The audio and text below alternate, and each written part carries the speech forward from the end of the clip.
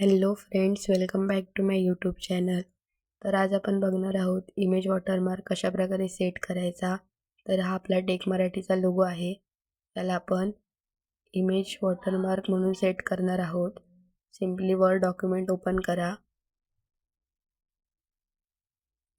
त्यानंतर इकडे डिझाईन टॅबमध्ये जा. इकडे राईट साईडला तुम्हाला वॉटरमार्क म्हणून ऑप्शन दिसेल, त्यावर क्लिक करा. त्यानंतर इकडे कस्टम वॉटरमार्क त्यावर क्लिक करा. इकडे तुम्हाला अशा प्रकारे विंडो ओपन होईल. त्यानंतर तिथे पिक्चर वॉटरमार्क तो ऑप्शन आहे, त्यावर क्लिक करा.